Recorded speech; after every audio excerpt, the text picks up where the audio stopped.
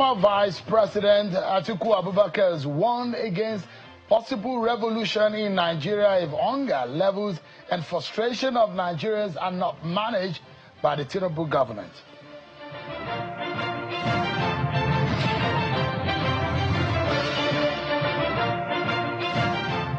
Headline: inflation rate eases to 20.12% in August 2025 when compared to July 2025 rate, which stood at 21.88%.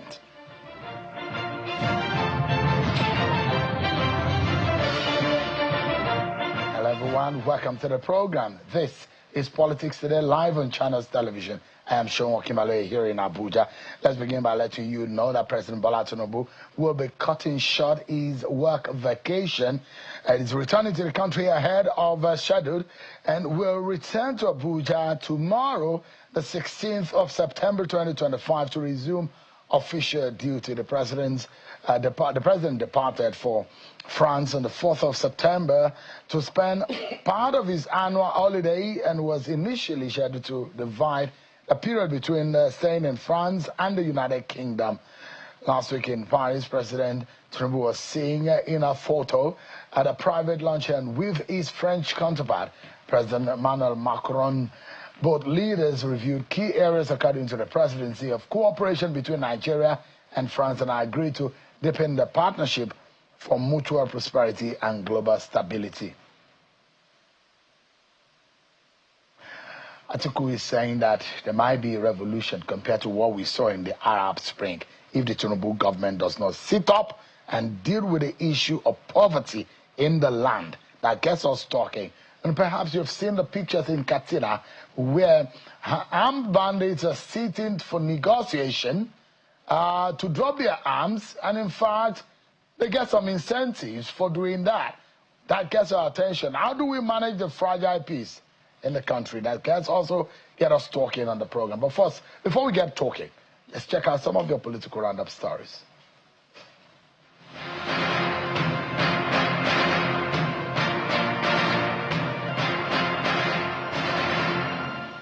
The Coordinating Minister of Health and Social Welfare, Professor Mohammed Ali Party, says the administration of President Bola Tinubu remains fully committed to eradicating Lassa fever and other emerging infectious diseases while strengthening regional health security across West Africa. He made the remark at the opening ceremony of the ECOWAS Lassa Fever International Conference 2025 in Abidjan, Côte d'Ivoire. Professor Party emphasized that Lassa fever, first discovered in northeastern Nigeria, has continued to claim lives for decades, threatening health systems, attacking frontline workers, and undermining regional health security.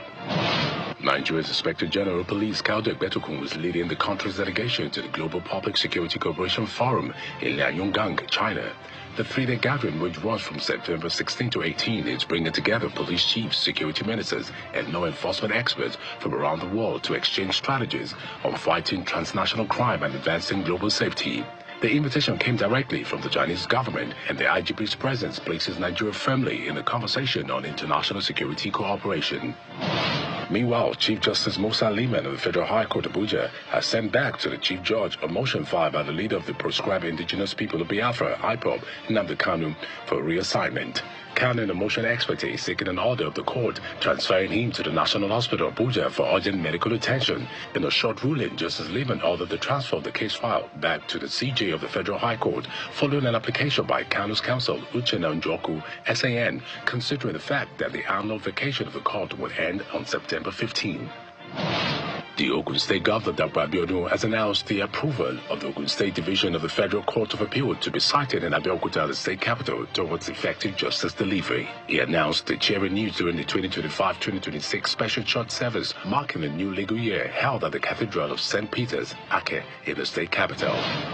In Kwara State, some political leaders and opinion molders from Kwara South Senatorial District have thrown their weight behind President Bola Ahmed Tinubu's second-term bid, declaring that his administration has attracted recognition and opportunities to the district. Speaking at the Kwara South Leaders Roundtable in Ora, Irekpodun local government area, the speaker said the district had every reason to align with President Tinubu and the All Progressives Congress APC because of their appointments and federal attention given to their people. The chairman of the caretaker committee of the People's Democratic Party, PDP in Edo State, Anthony Azegbemi, believes that the party is on its way back to power in 2027 due to the poor performance of the ruling All Progressives Congress, APC, both at the state and the national levels. Mr. Azegbemi stated this during a press briefing at the party's state secretariat in Benin City, the Edo State capital, following the conclusion of the World Congresses, where 17 member executives were re-elected in each of the 192 wards in the state. Lastly, some members of the Arewa Youth Assembly are asking citizens to support the Chief of Defense Staff and other military chiefs in the renewed clearance operations to push end the Boko Haram insurgency and banditry in the country. Addressing a news conference in Abuja, the group's publicity secretary, Mr. Aliyu Mohammed, criticized what he described as a blackmail by some individuals for selfish and political interest. According to the group, the current leadership of the armed forces has recorded significant achievement, including the elimination of key Boko Haram and ISWAP commanders in Zamfara, Kaduna, and Niger State.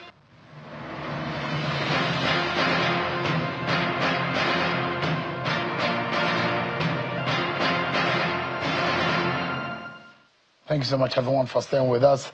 Let's tell you about the state of our economy. Today, the Nigerian Bureau of Statistics has released the latest inflation figure, and the headline inflation rate is now eased to 20.12%. That is of August 2025. If you compare it to July, it's really declined compared to July rate of 21.88%. According to the data released by the NBS, it says the rate showed a decrease of 1.76% as against the July 2025 headline inflation rate. The statistics office says in its report that the month-on-month headline inflation rate in August 2025 was 0.74%, while the food inflation rate was at 1.65% on a monthly basis. So let's now track Nigeria's inflation journey. And let's look at the trend and the picture, what it looks like from May 2023 to August 2025. A story of sharp rises, painful peaks, and now a cautious decline.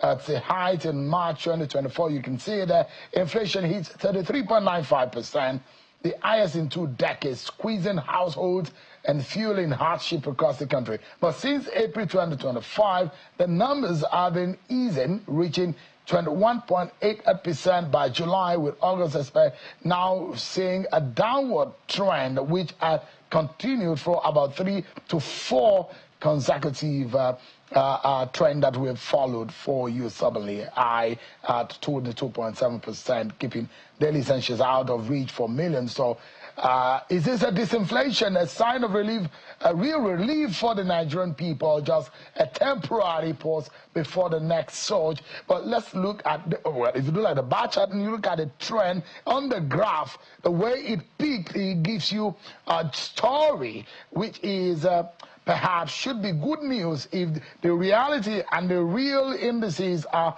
affecting the bottom line of average person.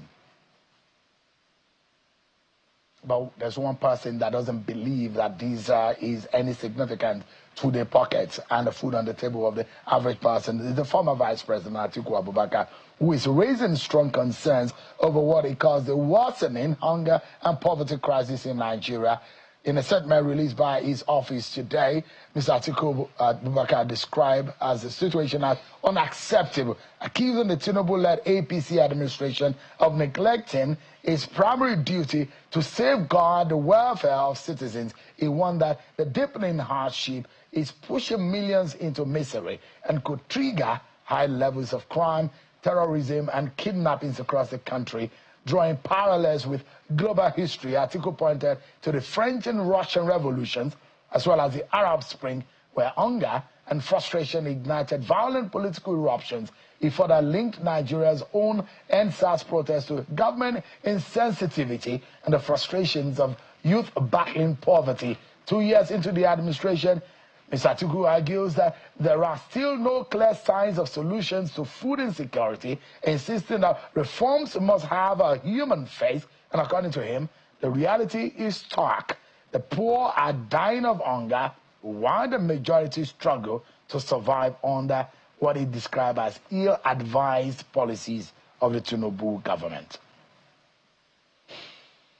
when you ask the people in government, they will tell you that it might be a painful curve, but then we are going to see a better day ahead. Atiku Abubakar does not believe that the situation of the country is a better day. He's believing that this could spark some kind of revolution. Let's speak with a man who speaks for the party. He's the National Public Secretary of the APC, Mr. Felix Morka. It's a good pleasure. It's a pleasure having you on the program tonight. Thank you so much indeed.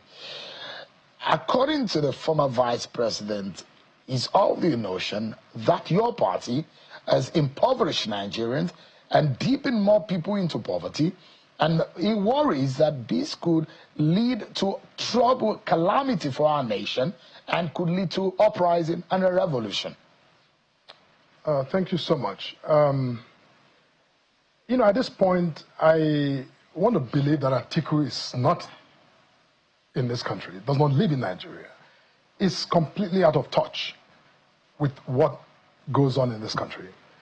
I think he just goes back to his old notebooks and then picks up a headline and then begins to write as he does. Because if Atiku were paying attention to the unfolding economic program of this government, he won't make the kind of statements that he made today. And actually, it's actually surprising that Atiku will make these statements on a day when every major news station or newspaper is reporting the lowering of our inflation numbers. I mean, what a day to choose to make those incendiary comments. Now, is he inciting a revolution in this country? Is that what he's meaning to do? Because he was former vice president, I want to hesitate to suggest that that's what he's doing. But, it's actually grossly disappointing when a man who was entrusted with power as vice president of the Federal Republic, who governed for 8 years, who had the opportunity over 8 years to eradicate poverty, to end hunger, to end insecurity, to end, anything suggestive of deprivation, of Nigerians. He didn't in 8 years with his principal at the time. They didn't. And then they handed over to, another government that governed for 8 years. They also did not eradicate poverty, Sheung. You see, so when people sit down, and begin to make these sort of statements that are provocative, it's really wrong, and it's very unfortunate. Now, I'm not going to dwell on Atiku's statement. I think that Nigerians are watching, and I don't believe that Nigerians are paying attention to what he says, because they know why he says them. He is desperate for power. He thinks that by vilifying government, by making these false statements, that Nigerians will wake up tomorrow and make him president. Nigerians have rejected him so many times that actually, I don't think these Nigerians are considering of making Atiku president. So the man needs to rest. He served Nigeria as he did, but I think today he has become, quite frankly, irrelevant to any consideration of prosperity for the future of our country. The question we should be asking ourselves, forget Atiku Abubakar, forget any other person talking. We should look at the meat of the matter, look at the issue that are being raised here. The narratives are there, the two narratives of the opposition warning about hunger spiraling out of control, and the government's assurance that painful reforms today will translate into stability tomorrow. The big question remains, how soon will citizens begin to feel the real relief? Sheung, look, I'm surprised you're asking this question. In your intro, you said it. This president had to initiate reforms that were meant to tackle age-old problems that created the foundation of all of what we speak about as poverty, whether monetary poverty or whether it's multidimensional poverty. Those things were created, they were constructed socially and economically by those who governed this country prior. So was it a deliberate effort in impoverishing the Nigerian people? It was simply the failure of those who came along earlier to do what had to be done. Including Buhari of your party. when I speak about, government, I speak of government as a continuum. So we have a president who assumed office just over 2 years ago. Every president has come before now, did what they thought they had to do. They did that. My point is that this president, on assumption of office, decided that those presidents who came before him had not gone far enough to tackle the root of the problem. It's one thing to treat symptoms of a disease, of a malaise. It's another to properly diagnose the problem and to solve it, with the kind of, medication or prescription or therapy that is required. That's what this president is doing. He's been very scientific. You put up a chart earlier showing, inflation. Yes, what you saw at the peak was the peak of, inflation that resulted momentarily from certain policies that had to be, implemented, and which this president found courage to implement. So the question I was going, yes. I mean, that's the reason why I stepped in to ask is it including Buhari, who is the government of the APC, because before Buhari came into office, inflation was at 9%. No. And Buhari left it in two digits. Please. We've had this conversation over and over again. When you say that, because I see you, sometimes when you speak of today's, numbers, you do your best to point out, where there are gaps and where you think there are, narratives that are not justified by reality. The Jonathan government and all of the governments before Jonathan had, operated an economy that was phantom. That's how I describe it. Phantom because nothing about that economy was real. Look. So it was a fait accompli that Buhari walked into. Was that what we said? No, Buhari was a correctional president. He came in to try to hold still, events and trends that were, sitting right on the edge of the precipice. Buhari came to hold so that Nigeria does not tip over, as the PDP at the time, over 16 years, had pushed this country. So Buhari was actually a stabilizer. He came to keep Nigeria still, and he did that because, no one, if you were president, following up on Jonathan, I bet with all your knowledge and your goodwill, you will not have solved, even just a small aspect of the humongous mess that was made by that administration. Although the fact, the figures and the information available does not support that, just for a moment, especially in the CBN under Emefiele, that got repositioned into office under the Buhari government. A CBN that has been accused of so many atrocities under the same Buhari government that you said came to stabilize this country. Yes, he did. Stabilizing is not about shock therapy. If you expected the Buhari administration to just step in and vacate the table, that's also not a pragmatic way of addressing problems.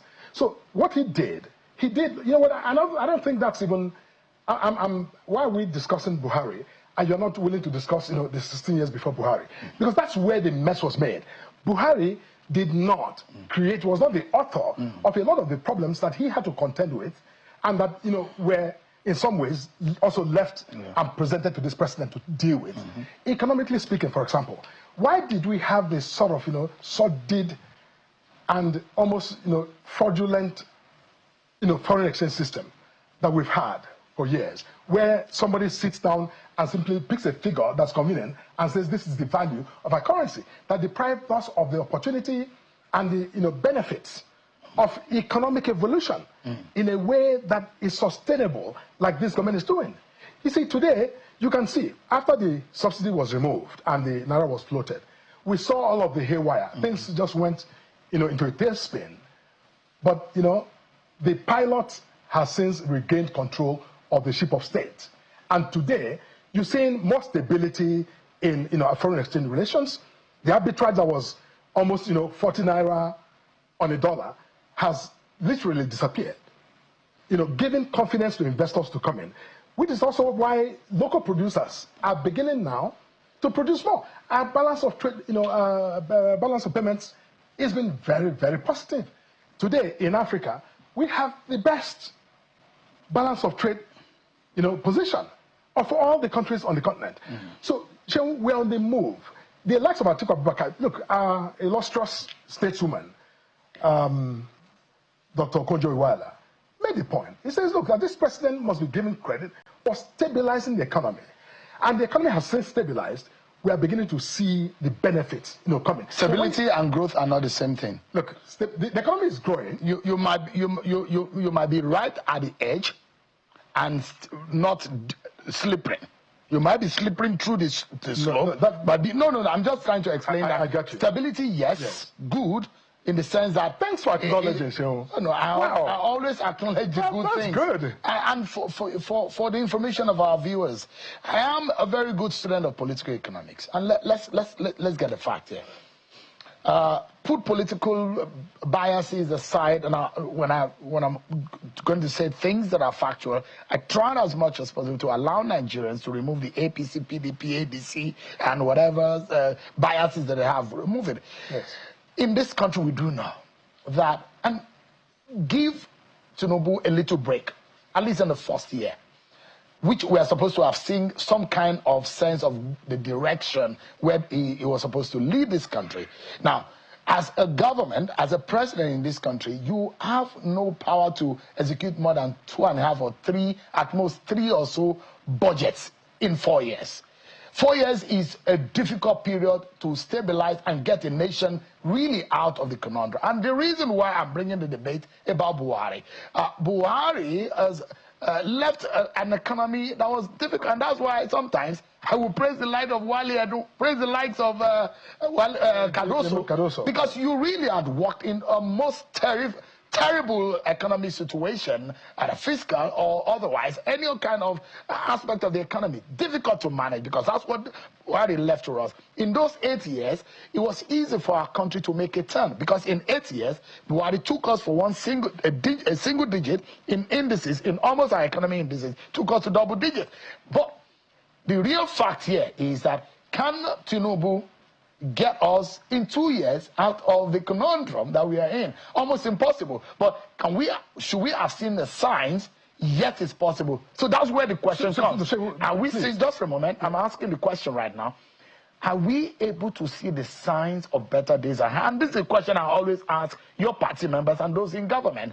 If you have preached renewed hope, you can only preach renewed hope not just because of anything, but because you discover that we are in a big mess. So when you say there is renewed hope, it means that you are working on something.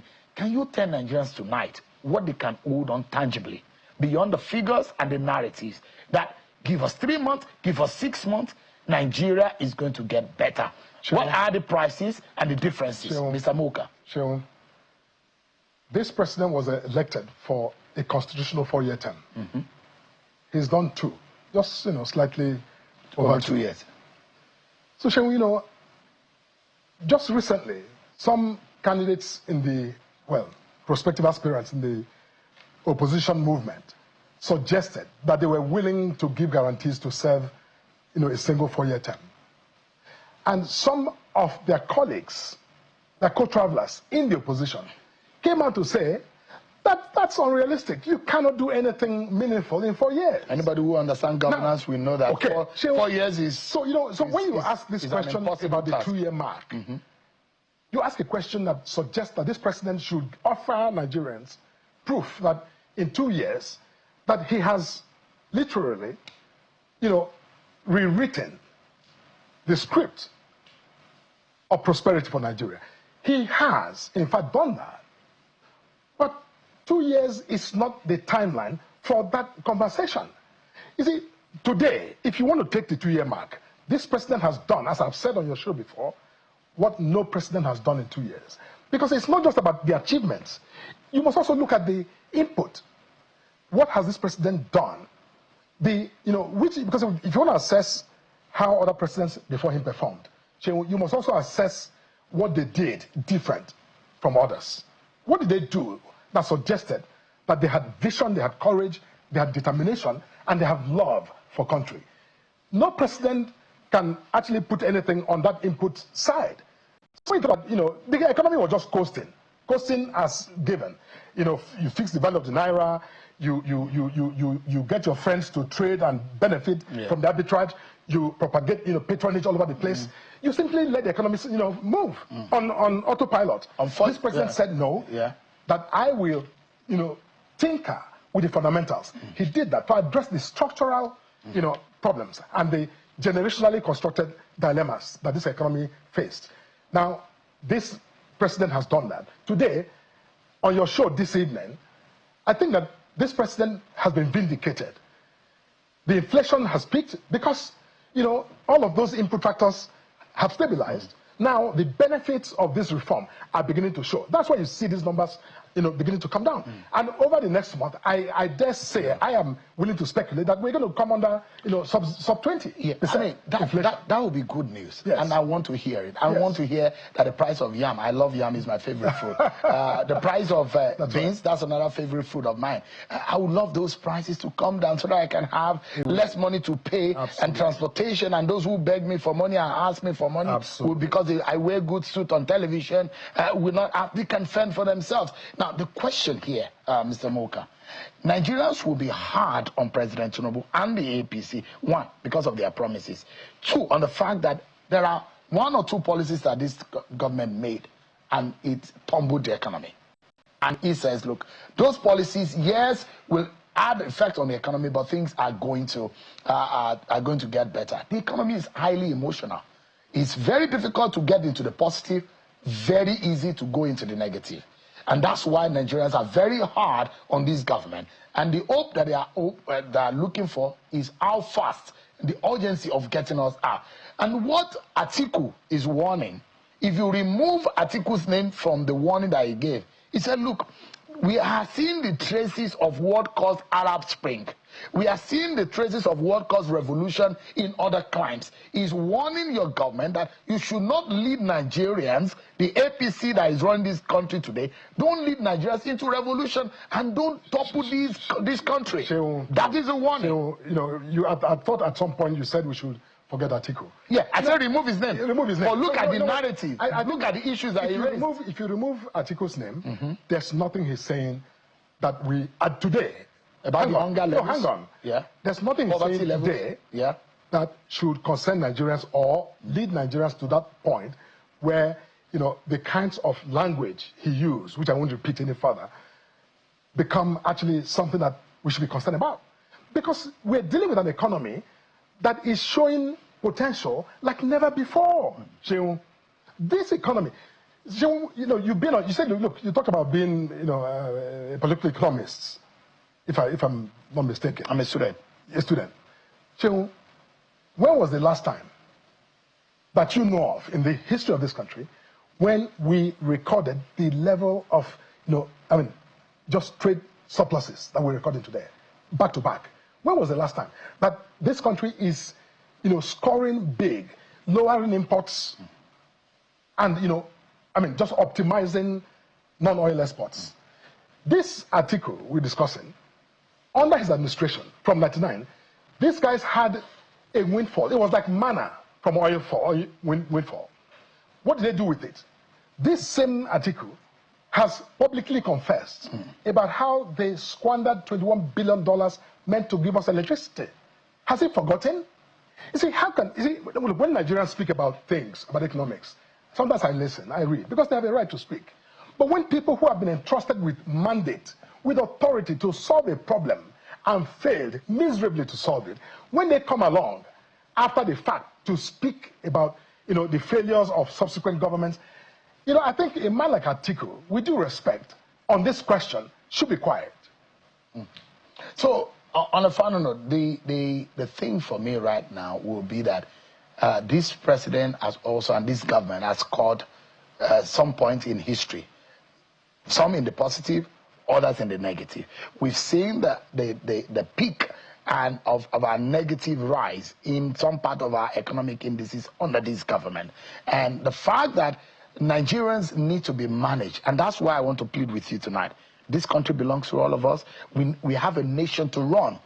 Can your party manage people by communicating better with them? If you have plans for the nearest future, this warning, remove Atiku or PDP or APC. This warning that is being given, I'm worried. I don't have any other country. I don't have 2 passports. That these hunger levels and this poverty level does not lead into chaos in this country.